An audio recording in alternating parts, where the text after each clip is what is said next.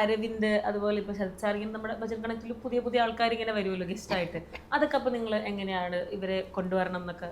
ഇപ്പൊ അരവിന്ദിന്റെ തന്നെ വന്ന എൻട്രി ഭയങ്കര വൈറലായിരുന്നു, ഒരുപാട് ആൾക്കാർക്ക് ഇഷ്ടപ്പെട്ടു. അപ്പം അതൊക്കെ എങ്ങനെയാണ് പ്ലാൻ? അരവിന്ദ് ഒരു ദിവസം എനിക്ക് ഇൻസ്റ്റയിൽ മെസ്സേജ് അയച്ചു. അപ്പം അരവിന്ദിന് നമ്മളുടെ ആ ഒരു ഭജൻ കണക്റ്റിന്റെ ഒരു എങ്ങനെയാണ് വൈബ് എക്സ്പീരിയൻസ് എന്ന് ആഗ്രഹം ഉണ്ടെന്ന് പറഞ്ഞു.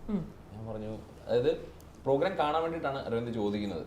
അപ്പോൾ പറഞ്ഞു ഒരു എക്സ്പീരിയൻസ് നമുക്ക് ഒരുമിച്ച് പാടാന്ന് പറഞ്ഞു. അപ്പം ഭയങ്കര സന്തോഷം, അങ്ങനെയാണെങ്കിൽ ഹാപ്പി എന്ന് പറഞ്ഞു. അപ്പോൾ പിന്നെ ഞങ്ങൾ പ്ലാൻ ചെയ്തു. അപ്പം എന്താണെങ്കിൽ അരവിന്ദ് വരുന്നുണ്ട്, അപ്പോൾ വെറുതെ നമുക്കൊരു ഗസ്റ്റിനെ പോലെ ഫ്രണ്ടിൽ ഇരുത്തി കൊണ്ടുവന്ന് പാടിപ്പിക്കാണ്ട് ആൾക്കാർക്ക് ഒരു സർപ്രൈസിങ് എലമെന്റ് കൊടുക്കാം എന്നുള്ള രീതിയിലാണ് അരവിന്ദൻ്റെ അടുത്ത് സംസാരിച്ചത്. നമുക്ക് ഇങ്ങനെ ചെയ്താൽ നല്ലതായിരിക്കും വെച്ചപ്പോൾ അങ്ങനെ ചെയ്യാന്ന് പറഞ്ഞു. അപ്പോൾ തന്നെ പറഞ്ഞു സെറ്റ് ആയിട്ട് നമുക്ക് ചെയ്യാന്ന് പറഞ്ഞിട്ട് അവനെ ഒളിപ്പിച്ചുകൊണ്ട് ബാക്കിലേക്ക് ഇരുത്തി ഞങ്ങള് ആൾക്കാരെ കാണിക്കാതെ ഗംഭീരമായിരുന്നു. ഭയങ്കര റീച്ച് ആയി പാട്ട്.